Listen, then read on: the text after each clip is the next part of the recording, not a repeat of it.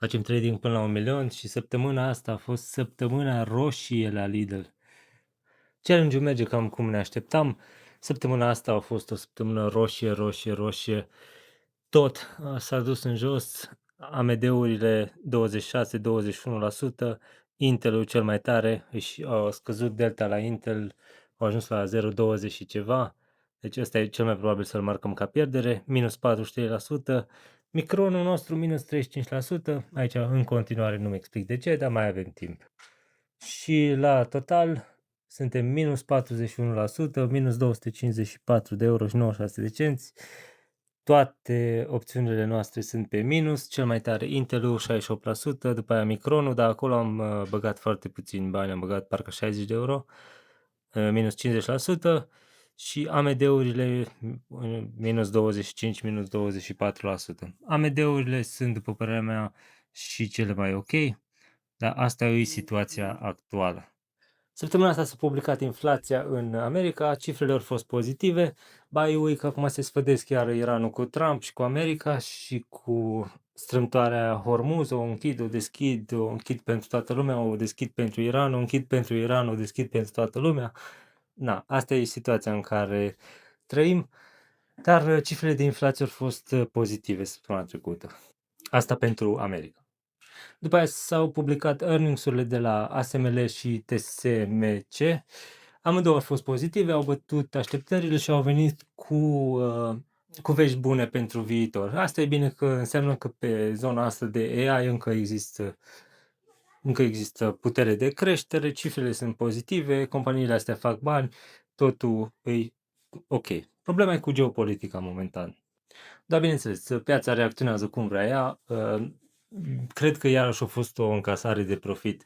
Nu prea îmi dau seama de ce toate cifrele, toți factorii indică o creștere și piața scade, mai ales pe AI. Adică eu am și expunere 100% pe AI momentan, dar nu prea îmi explic de ce toate cifrele sunt pozitive, toți indicatorii arată bine, cifre de 80% profit, 85% profit, toți fac profit, fac bani și acțiunile merg în jos. Eu cred că asta e doar o chestiune de moment, poate se încearcă să se scoată profiturile din ultimul hype, să se ducă piața un pic mai jos, să se cumpere iară. Asta e teoria mea. Pentru că nu este chiar neapărat rațional ca toate companiile astea să rupă una după alta și toate acțiunile lor să scadă, știi? Nu e o chestie rațională. Teoria mea, cum am zis, ei scot acum profituri, așteaptă să mai pice acțiunile astea și după aia intră iară. Sau poate au intrat deja. Asta e șmecheria la bursă, că nu știi. Da, teza mea despre companiile mele nu s-a schimbat, eu sunt în continuare optimist pe ele. Numai cu Intel-ul acolo am fost un pic prea optimist, dar în rest eu am încredere că până la expirare, pe 15 ianuarie și ultimul AMD pe 15 iulie, cred că o să-și revină toate și o să avem profitul nostru de minim 31% pe care ne-l dorim. Săptămâna viitoare o să ne dăm primul examen. Săptămâna viitoare vin iarăși earnings-uri de la Google, Alphabet și de la Intel. Intel-ul o să-și dea examenul acum mare la earnings-ul ăsta. Speranța mea e să arate $1 profit, să nu mai facă pierdere și să vină cu o veste bună. Și atunci o să vedem cum o să reacționeze opțiunea noastră și acțiunea Intel, sau invers, acțiunea Intel și opțiunea noastră, ca să vedem dacă mai avem o șansă, că dacă nu se redresează la earnings-ul ăsta, cred că mai avem doar unul și atunci aia ar fi ultima șansă ca să-și revină Intel.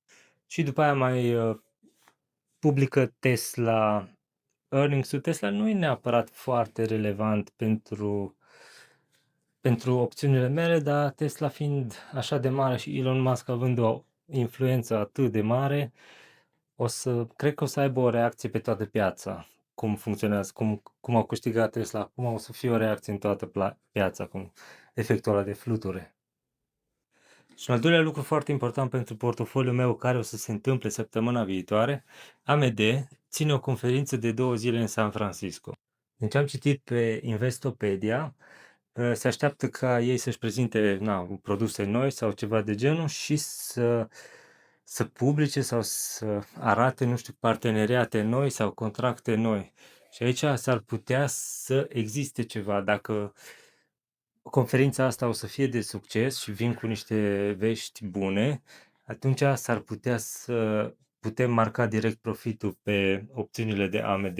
Eu o să urmăresc atent situația asta și am scos take profit-ul pe toate opțiunile și o să urmăresc dacă acțiunea AMD o să crească, o să setez așa stop loss-uri progresiv, dar o să încep de la 30 și ceva la sută, de la 30%. Dacă opțiunea ajunge la 40, o să-l pun la 30, cu speranța că o să crească un pic și tot așa o să-l urmăresc cu stop loss-uri progresive. Asta se numește parcă trailing stop loss.